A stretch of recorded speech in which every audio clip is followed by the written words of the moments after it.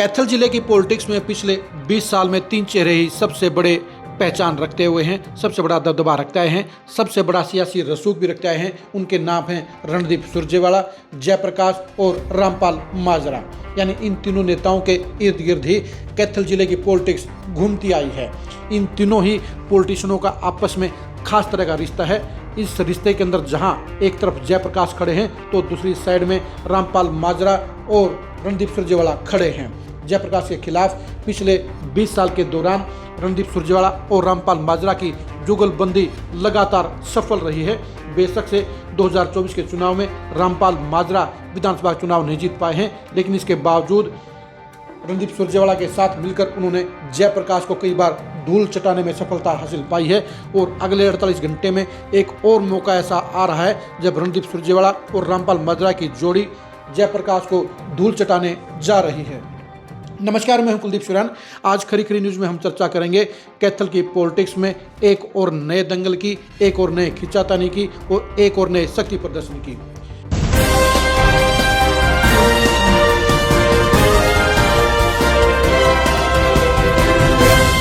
अड़तालीस घंटे के बाद यानी 1 जून को जाट स्कूल सोसाइटी के चुनाव होने हैं और जाट स्कूल के इस चुनाव में जहां एक तरफ रणदीप सुरजेवाला और रामपाल माजरा की जुगलबंदी मजबूती से ताल ठोक रही है, तो दूसरी तरफ उनका मुकाबला करने के लिए जयप्रकाश ने भी अपना पैनल मैदान में उतारा है। इन दोनों ही खेमों के बीच में पिछले 20 साल से लगातार खिंचातानी चलती आई है। 2005 से पहले रामपाल माजरा कैथल की पॉलिटिक्स में सबसे बड़े चेहरे थे। उसके बाद जयप्रकाश ने एंट्री की। 2005 में शमशेर सुरजेवाला नरवाना से कैथल आए। 2009 में रणदीप सुरजेवाला उनकी जगह आए और उसके बाद से ही कैथल की पॉलिटिक्स में लगातार घमासान रहा है। कांग्रेस की पॉलिटिक्स में आमने सामने होने के चलते जयप्रकाश और रणदीप सुरजेवाला दोनों में ही 36 का आंकड़ा रहा है। दोनों के अंदर ही एक दूसरे को खत्म करने के लिए लगातार प्रयास किए गए हैं।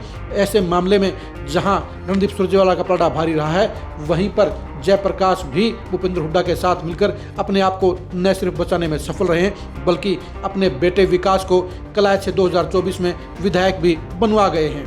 रणदीप सुरजेवाला भी जहां राज्यसभा चले गए हैं, वो वहीं अपने बेटे आदित्य सुरजेवाला को भी उन्होंने कैथल से विधायक बनवा लिया है। यानी जयप्रकाश के सामने उन्हें अपने बेटे को भी सफलता से लॉन्च कर दिया है।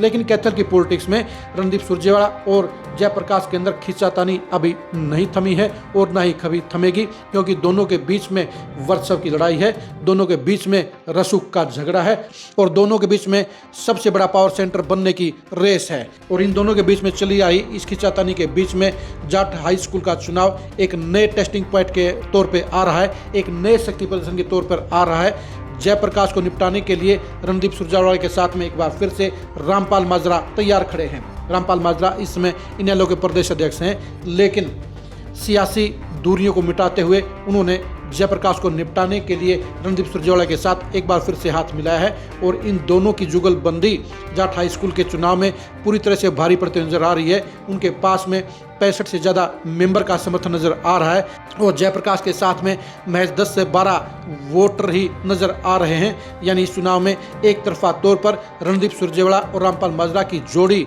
भारी पड़ती नजर आ रही है और जयप्रकाश की सियासत को, जयप्रकाश के रसूख को लगातार दूसरी बार शिकस्त देने के लिए तैयारी में खड़ी नजर आती है। यानी जुगलबंदी के मामले में रणदीप सुरजेवाला और रामपाल माजरा एक बार फिर से भारी पड़ते नजर आ रहे हैं और जयप्रकाश को एक और सियासी झटका लगने की उम्मीद नजर आ रही है, संभावना बन रही है। बेशक से ये चुनाव सियासत का नहीं है, लेकिन सामाजिक तौर पर यह चुनाव कैथल की पॉलिटिक्स में बहुत बड़ी अहमियत रखता है और ये चुनाव इस बात की तस्दीक देता है कि कैथल जिले में इस समय सबसे ज़्यादा पावरफुल कौन है, सबसे ज़्यादा ताकतवर कौन है और कैथल की पॉलिटिक्स में इस समय सबसे बड़ा जलवा किसका है। बेशक से सरकार बीजेपी की है, लेकिन कांग्रेस और इनेलो के झमेले से दूर हो रहे इस चुनाव के अंदर साफ तौर पर लोकल लेवल के ऊपर आपस की चौधर, आपस की खींचातानी और आपस का रसूख ही एक दूसरे से टकरा रहे हैं, जिसमें लगातार दूसरी बार रणदीप सुरजेवाला और रामपाल माजरा की जोड़ी भारी पड़ती नजर आ रही है और लगातार दूसरी बार जयप्रकाश हार के शिकार होते हुए नजर आ रहे हैं। आप कैथल की पॉलिटिक्स में चल रहे इस खिंचातानी के खेल को लेकर क्या कहेंगे, कमेंट करके जरूर बताइए। कैथल की पॉलिटिक्स में आज की तारीख में रणदीप सुरजेवाला और जयप्रकाश में से किसका वजन ज़्यादा, इसके बारे में राय दीजिए। क्या रणदीप सुरजेवाला और रामपाल माजरा की जोड़ी इस बार भी जयप्रकाश को निपटाने में सफल नहीं रहेगी, इसके बारे में अपनी राय दीजिए। कैथल की पॉलिटिक्स में अब नए समीकरण क्या बन रहे हैं, इसके बारे में अपनी राय दीजिए। आप हमारे फेसबुक पेज को फॉलो कीजिए, आप हमारे यूट्यूब चैनल को सब्सक्राइब कीजिए। नमस्कार।